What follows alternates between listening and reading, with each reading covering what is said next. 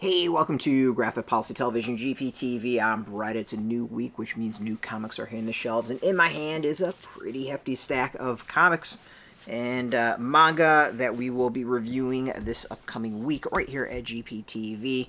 To kick things off, we got Hikaru in the Light Volume 2.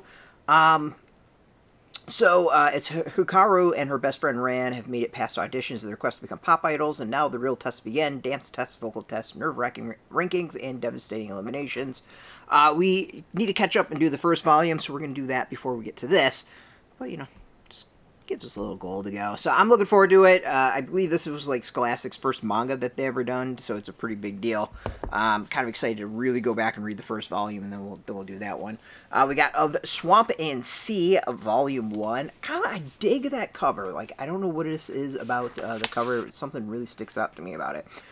So this is released by 23rd Street, which is the sister imprint of First Second. It all started in the swampland on the outskirts of town where a mist wolf murdered her father. She enlists a monster hunter named Jonah to put the creature down, but the plan quickly falls apart when the incorporeal beast tries to attack Mercy. Instead possesses her and is bound to her body and mind. Now Mercy's human and wolfish sides grapple for control, and she is haunted by the memories of both. Intriguing. 23rd Street has done some interesting releases this year. Really solid releases for a brand new publisher. And what's I think really interesting is all the releases are very, very different in style and topics and voice and all that. So, kind of excited to check that out. They've all been great, so I have high hopes for that. We got Books of Clash, Volume 6, based off of the video game. I don't play the game at all. I've read all previous 5 volumes and enjoyed it. I think they're really cute, really nice graphic novels, solid stories, entertaining. I'm good with it. So if you're into the game, or it's just kind of a fun read, it's well worth checking out.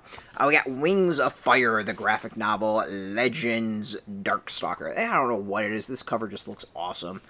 This is the beginning of the end. In the Seawing Kingdom, a young prince learns he is an animus capable of wonderful magic that comes with a terrible price.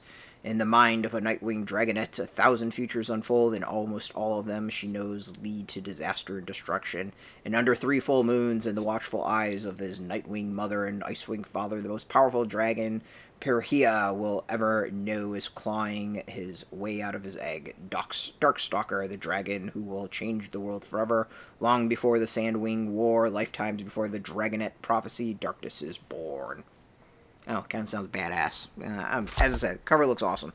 We got Whatever After, the graphic novel, If the Shoe Fits.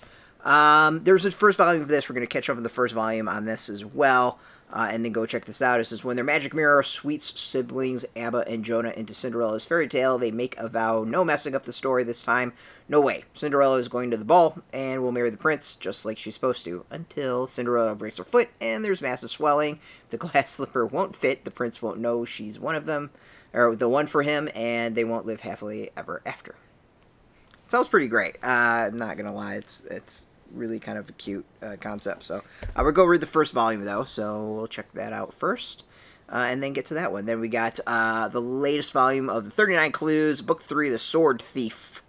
So a deadly alliance. There's only one rule in the race: to find 39 clues hidden around the world. Trust no one. But when the hunt leads 14-year-old Amy Cahill and her younger brother Dan to Japan, their only chance to find the third clue seems to lie with their unreliable uncle, Alistair O. Will they be foolish enough to make an alliance? With a clue on the line, Amy and Dan might not have a choice. But in the Cahill family, trusting your relatives can get you killed. I read I think the first 2, definitely the second one, and enjoyed it. It's kind of an interesting series. But yeah, some solid graphic novels this week. I have to say, it's nice, varied. I mean, we got like racing around the world for clues. You got a nice fantasy. You got fantasy with dragons, video game offshoot, another type of fantasy, and manga. Like, it's a pretty varied amount of graphic novels. We're going to be reviewing them all throughout the week, and then, of course, catch up on the first volumes of 2 of these. But this isn't all we'll be doing. We'll have lots more coming right here to GPTV. I believe there's a new DC Compacts comic edition, or V for Vendetta, that will be out, and of course we'll check that out, because Oh, that's oh so relevant to today's world. So beyond that, you can check us out every day at graphicpolicy.com. And of course, we're on Facebook, TikTok, Mastodon, Threads, Blue Sky, all at Graphic Policy, keeping it nice and consistent. Until next time, keep reading those comics and keep it geeky.